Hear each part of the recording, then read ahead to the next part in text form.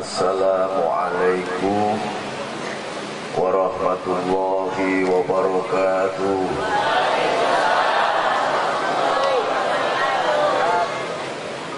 Bismillahi Allahu Akbar. Aqulu ala nafsi wa ala dini wa ala ahli wa ala auladi wa ala mali wa ala ashabi wa ala adyanihi wa ala amwalihi alfa alfin. Asyhadu an la ilaha illallah wa asyhadu anna Muhammadan abduhu wa rasuluh.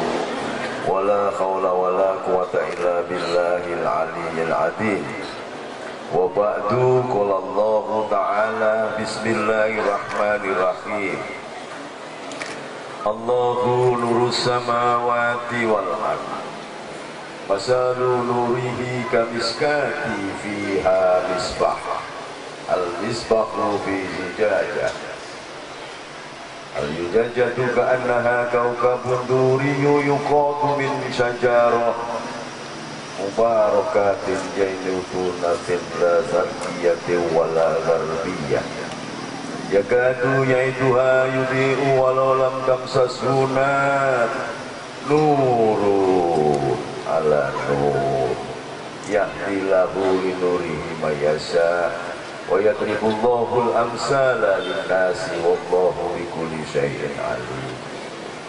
Wa qala ta'ala laqad kana lakum fi rasulillahi uswatun hasanah liman kana yarjullah wal yawmal akhirah wa dzakarallaha katsiran. Sadaqallah. Ibu-ibu dan bapak-bapak, wabil khusus Al-Khatib Ali bin Husain Asghar, para alim, ulama, perkenankan saya tidak berdiri karena di bawah banyak orang tua. Saya tak duduk saja, okay? Alhamdulillah. Yang pertama, mari kita bersyukur kepada Allah bahwa kita bisa ketemu dalam pengajian yang mubarak, yang luar biasa ini. Bagi saya baru pertama kali ini menghadiri pengajian yang diadakan di tengah jalan. Karena saya keliling sampai ke Yordan, kemarin ceramah di Jeddah, diundang oleh ulama-ulama Jeddah, tidak di jalan begini. Ini saking luar biasanya. Mudah-mudahan nanti gubernurnya menyediakan lapangan yang bisa untuk pengajian. Gak usah mau amini gubernurnya orang ngerti agama, sampai minta aja kepada mereka. Jangan diamini. Minta disediakan satu lapangan ben bisa lu ngaji gitu. Gubernurnya orang ngerti ngaji. Dan aneh, Jakarta ini kan hebat-hebat, Habibnya paling banyak se-Indonesia, tapi di gubernurnya Cina.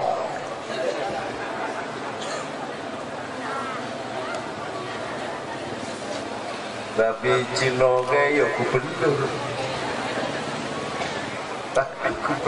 tapi Cina, tapi gubernur. Mudah-mudahan lah malam ini kita berdoa karena sawabnya, syafaatnya Nabi, semuanya jadi baik. Selawat dan salam kita unjukaken dumateng junjungan kita Nabiullah Agung akhiri zaman Sayyidina Muhammad sallallahu alaihi wasallam. Allahumma sholli ala Muhammad. Allahumma sholli ala Muhammad. Sholli ala Muhammad.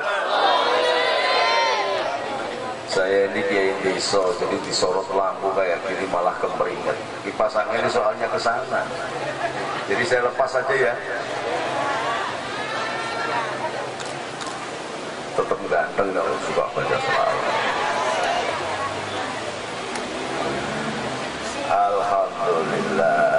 belum istirahat saya setahun penuh. Nanti tanggal 6 sudah harus umroh lagi. Tanggal 1 ada khol cucunya Sunan Giri yang ke urutan kelima, yaitu canggah saya namanya Sultan Abdul Hamid di daerah ujung Pangkah Gresik. Setelah itu saya umroh lagi.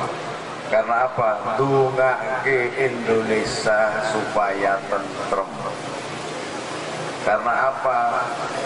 Karena Indonesia ini kayak guyonan, menentukan KPK, Pak Polisi, Kapolri, rabarbar, gak selesai-selesai, debat gak rampung-rampung. Karena apa? Karena beliau belum menyadari dan belum mengenal bagaimana cara style of leadership, gaya kepemimpinan Nabiullah Agung Muhammad SAW. Kalau dia tahu, selesai sudah. Indonesia ini paling gampang. Tapi karena nggak paham, saya jadi mumet melihat presiden sampean. Presiden belusuan.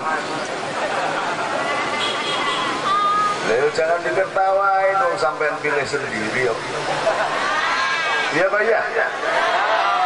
Dipilih presidennya karena belusuan, padahal tukang golek beling itu juga belusuan.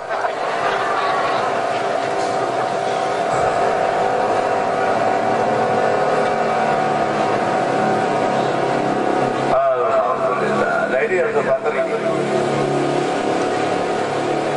Alhamdulillah. Indonesia ini memang dipimpin sebelum ngaji ini ya. Ini sebelum ngaji saya tak cerita dulu. Dan saya mohon maaf tadi dari pemimpin Masjid As-Suada, saya tidak memberikan tausiah. Karena tausiah itu bahasanya PKS. Saya NU jadi nggak pakai tausiah. Tausiah itu berasal dari akar kata wasiat. Wasiat itu biasanya disampaikan ulama yang hebat kepada santrinya. Saya bukan ulama, kiai juga bukan. Saya mau anak kiai, jadi setengah kiai, setengah bukan. Atau wasiat itu disampaikan kepada orang yang mau mati. Orang mau mati berwasiat, atau orang yang mau mati lah. Makanya umroh itu juga, umroh atau haji itu orang yang siap-siap mati. Makanya dia memberikan wasiat. Nah saya ini kesehatan dijaga, masih sakit, disuruh memberi wasiat. Dompet panitia ini juga saya hormati. Allahumma sholli ala Muhammad. Jadi mau idoh hasanah, kata kalau bahasanya Habib Ali bin Husain, jadi mutiara hikmah yang dipetik dari Quran dan hadis itu lebih baik daripada tausiah. Itu PKS, saya bukan PKS. Jadi terus terang aja supaya sampai nanti tahu bahwa saya bukan PKS. Jadi jangan ngundang saya kalau sampai PKS. Di garis harus tegas ini. Karena yang senang selawatan biasanya bukan PKS. Kalau di sini Al-Habib Ali bin Husain bisa menjadi magnet Pak RW sing polisi saja bisa melok ngaji ya kan? Di Mekah sendiri tempat maulidnya Nabi, tempat kelahirannya Nabi sekarang dijadikan WC umum. Kalau supaya sampai tahu, maka bergembiralah sampai masih ada penjaga-penjaga Rasul meskipun di tanah Jawa ini.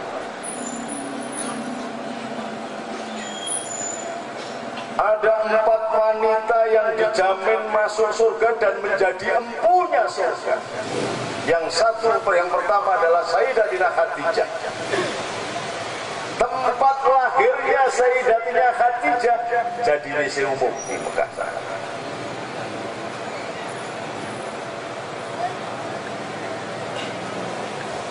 Wanita yang kedua yang menjadi empunya surga adalah Sayyidatina Fatimah, tuan putriku yang bernama Fatimah, Fatimah Zahra. Tempat kelahirannya jadi WC umum. Ini harus paham, sampean. Karena apa? Karena setelah pasca kekhalifahan Turki Ottoman itu, lalu muncullah Inggris dan Perancis menggunakan orang-orang Arab yang ada di Mekah dan Riyadh untuk mengakuisisi, mencapok tanah Hejaz yang sekarang bernama Makkah, yang itu namanya dulu Hejaz. Makkah itu berasal dari kata bakah, karena dulu tidak ada pepohonan apapun. Baru menjadi kota setelah cucunya putranya Nabi Ibrahim yang bernama Ismail bersama ibunya tinggal di kota Bakah. Kemudian berkembang bersama dengan suku Jurhum, keturunan Nabi Soleh, kemudian menjadi Bani Hashim, dan kemudian melahirkan Rasulullah Muhammad SAW. Ini setelah menguasai Madinah dan Mekah, dibantailah orang-orang yang suka selawatan begini nih. Maka di Mekah sana nggak ada Habib, sembelih semua. Oh, ini perlu tahu sampai. Kalau nek ana Habib ganteng ngono sampean cintai, sampean tidak salaman. Panitiane aja dilarang nek ana meh salaman mbek Habib, dalan swarga bi hablillahi jami'a wala tafarraqu. Jangan dulu kok boleh salaman lho, nek Habib ora ketemu rakyat kiai enggak boleh salaman sama rakyat, dan sing nyelametne sapa? Ya, jadi panitia jangan bilang-bilang jangan. Boro-boro tangan ambune ra enak diambungi wis apa.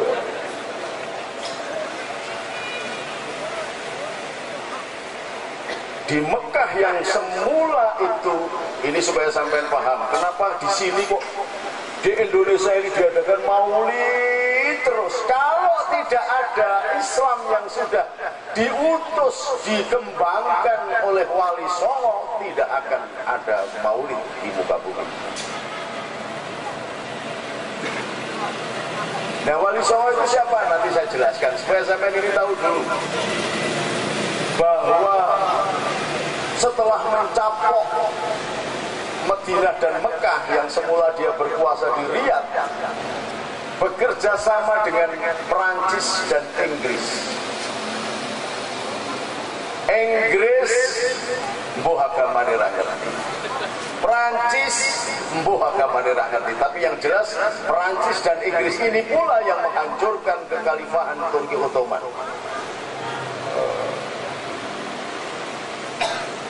Orang-orang yang ada di Mekah, di Arab itu kerjasama dengan Inggris dan Perancis membantai orang-orang yang menjadi keturunan Nabi, yang baik, yang bermadhab Maliki. Dari Imam Malik itu keturunan Nabi yang ke-16 kalau nggak salah. Kemudian pengikutnya Asy-Syafi'i, pengikutnya Ibnu Hambal, Imam Hambali, itu juga keturunan Nabi yang bertinggal di Basrah. Dan Imam Abu Hanifah yang berasal dari Samarkand, Uzbekistan sana. Uzbekistan itu atau Samarkand ini nanti ada sekian ribu santri ngaji ke Cina, ngaji kepada keturunan Sa'ad bin Abu Waqqas yang ditugaskan Nabi Muhammad SAW ketika selesai hijrah dan membangun Masjid Kuba. Jadi di Cina itu ada masjid tertua di dunia setelah Masjid Kuba. Ini. Dan di sana juga diterima dengan baik orang-orang Cina, orang-orang Konghucu. Orang-orang tahu bahkan Quran itu dipahat di 10.000 lempeng batu. Ini kalau nggak ada orang Cina, nanti dibakari semua Qurannya, nggak ada bekasnya. Tapi oleh orang-orang Cina, orang-orang yang beriman dari kelompok Cina ini menuliskannya di 10.000 lempeng batu. Dari sana jugalah yang sekarang ini sudah membuktikan sabda Nabi, utubul ilma walau bi, carilah ilmu meskipun sampai ke negeri Cina. Sekarang ini dari Cina, mulai dari Beijing dibikin kereta api menembus jalur Gurun Gobi, sudah masuk ke Mekah dan Madinah. Kereta api menembus jalur sutra, luar biasa. Tetapi justru kita sekarang ini dibingungkan oleh keadaan. Karena apa? Karena kelompok yang saya ceritakan ini. Allahumma shalli ala Muhammad. Setelah menguasai Hijaz dan Madinah, semua orang Sunni dibantai di Mekah. Yang semula di Ka'bah itu tempatnya khalakoh madhab Syafi'i, Maliki, Hambali atau Hanafi, sekarang tidak boleh. Apalagi sampai kok duduk baca sallallahu ala Muhammad, gak boleh. Saya lewat di depan makam Nabi sambil, karena saking rindunya saya menangis. Gak ngerti saya kalau di Indonesia itu biasa diucapkan, tetapi di sana langsung dipegang, haram, haram, haram. Assalatu wassalamu alaika ya sayyidi ya Rasulullah. Khud cukupan, khud biyadi kholat khilati adrikni ya Rasulullah. Enggak boleh, haram, haram, haram. Padahal bagi orang Jawa itu sudah biasa. Karena kalau sini namanya selawat kitab, itu kalau berdoa kita tangannya harus begini kalau baca selawat itu. Karena apa? Memohon dari Allah supaya diberikan langsung dari tangan Rasulullah. Di sana haram. Ini sampai harus paham. Maka berbahagialah gubernur Cina tapi sampai nusa selawatan, mulutan begini berbahagia. Di Mekah sampai balik disembelih kan. Benar. Ada teman saya karena kebiasaan di Indonesia, nek orang tua itu yuk dimintain air doa, diwajani selawat gitu, diserahkan untuk diminum supaya sehat badannya. Langsung ditangkap dan dibantai, tidak dihukum, tidak pakai lewat hukum. Gerakan ini yang kemudian menamakan diri sebagai Wahabi. Wahabi ini ulamanya bernama Abdul Wahab. Sebenarnya bukan Abdul Wahab, tapi Muhammad bin Abdul Wahab. Menguasai di Mekah dan tanah Arab.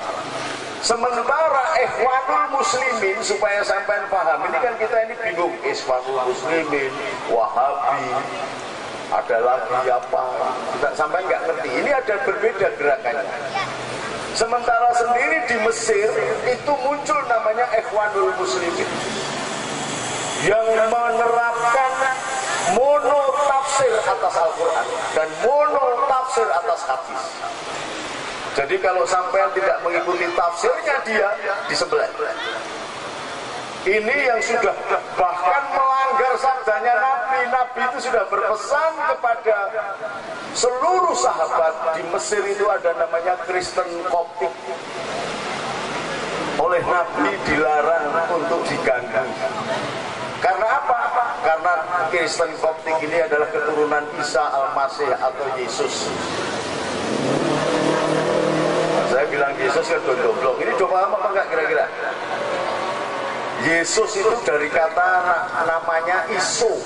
Nabi Isa itu namanya Isu, tapi bukan bakso isu, bukan, ini Pak Isu. Bergeser ke bahasa Arab jadi Isa. Tapi sebelum bergeser ke bahasa Arab, masuk dipengaruhi oleh bahasa Romawi dan Yunani ditambah Ius, jadi Yesus. Jadi nggak ada kaitannya dengan Tuhan Yesus, itu nggak ada. Yesus itu bahasa Romawi. Nah, keturunannya itu namanya Kardinal Yakobus. Disesat-sesatkan oleh penguasa Kristen karena agamanya sudah menjadi agama kekuasaan pada saat itu. Lalu minta tolonglah Kardinal Yakobus ini kepada Baginda Rasul Muhammad SAW dan menjadi tawasul bagi kebesaran Islam. Karena apa? Keluarga Nabi Isa sendiri disesat-sesatkan oleh penguasa yang beragama Kristen. Diutuslah Sayyidina Umar, maka menjadi sebab Islam berkembang luar biasa. Karena apa? Dari permohonan dari Kardinal Yakobus inilah Bizantium, Imperium Barat yang menguasai sampai ke Inggris, Perancis, Spanyol, sampai ke Maroko, perbatasan Eropa, semua bisa dikuasai oleh Islam. Lalu Rasulullah mendapatkan hadiah dan diminta untuk melakukan terjalin hubungan yang luar biasa, menyambung kembali darah Abraham, darah Ibrahim. Diberi istri bernama Maria Keptiah. Kenapa Keptiah? Karena dari Kristen Koptik. Jadi ada salah satu istri Nabi yang bernama Kristen dan memiliki anak namanya Sayyidina Ibrahim yang dimakamkan di kuburan Baqi'. Ini tidak boleh diganggu, ada di Mesir itu tidak boleh diganggu. Tapi munculnya Ikhwanul Muslimin diganggu, dibantai semua. Maka muncullah pergerakan yang akhirnya sekarang sampai melihat di setiap TV. Kelompok Mursi Ikhwanul Muslimin itu akhirnya dibabat habis. Karena ada kesadaran orang Mesir. Di Indonesia orang-orang Wahabi, orang-orang Ikhwanul Muslimin banyak, semakin banyak, dan kita tidak belajar di sana. Kita masih membiarkan mereka mengkafir-kafirkan kita. Bahkan yang namanya Maulud Nabi ini namanya bid'ah. Setelah, maka kalau sampai lihat itu TV Insani, Rojak TV, radio MTA, semuanya begitu. Assalamualaikum, ulu bid'atin dolalah, ulu dolalatin final, semuanya begitu.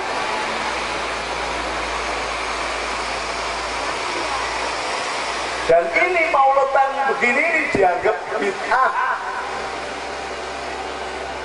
Nah, sekarang mulai kita ngaji. Mauludan dianggap bid'ah, baca berjanji dianggap bid'ah, burdah bid'ah, tahlilan bid'ah, apalagi baca manakib bid'ah,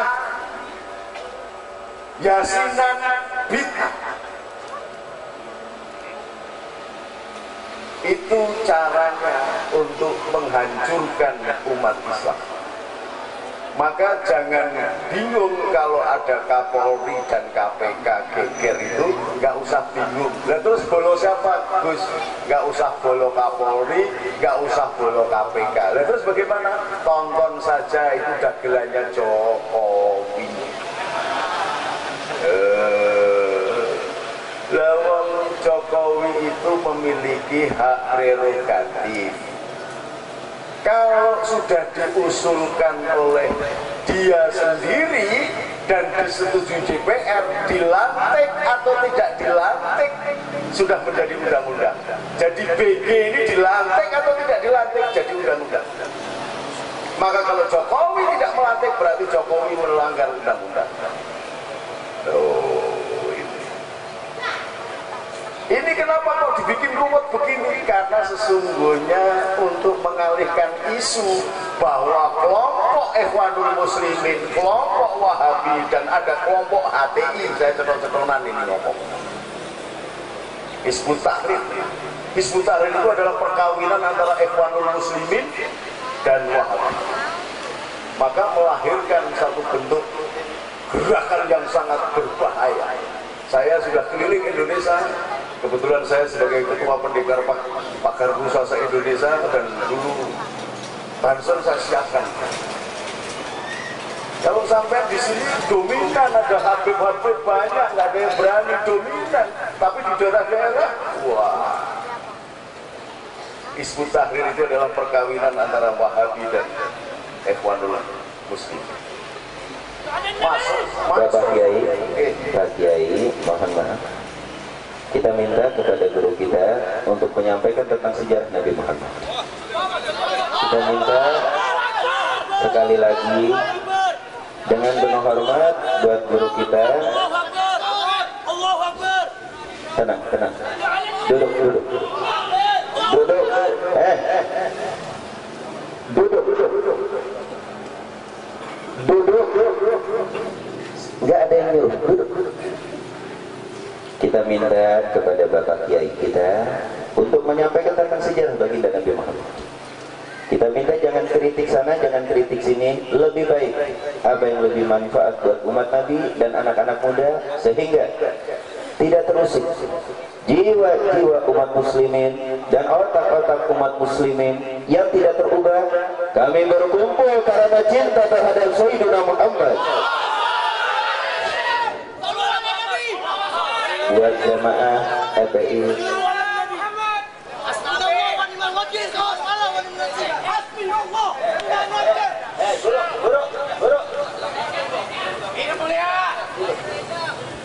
buat jemaah FPI, mau diwakilin kana, mau diwakilin kana. Kalau emang dengerin, buat para pemuda, dengerin, buat FPI, jamaah FPI, jamaah FPI, dengerin, udah, ya. Jamaah FPI boleh nggak minta ngomong? Mau diwakilin ke Habib apa enggak? Mau diwakilin ke Habib apa enggak? Ini majelis mulia. Mau diwakilin, duduk rapi biar Habib ngomong, oke? Duduk rapi biar Habib ngomong. Para hadirin. Jadi mudah-mudahan apa yang disampaikan oleh, duduk yang manis. Ini majelis Rasulullah. Duduk. Duduk untuk Rasulullah. Duduk. Duduk yang manis.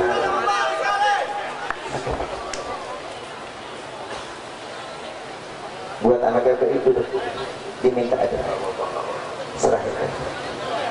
Duduk. Shallu ala Nabi.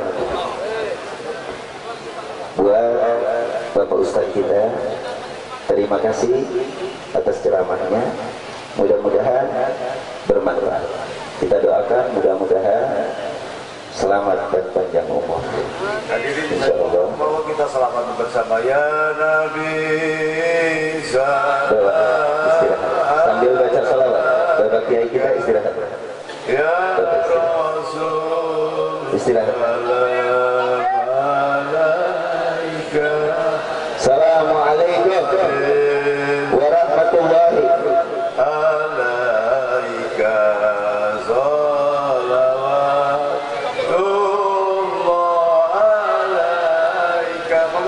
ya Nabi salam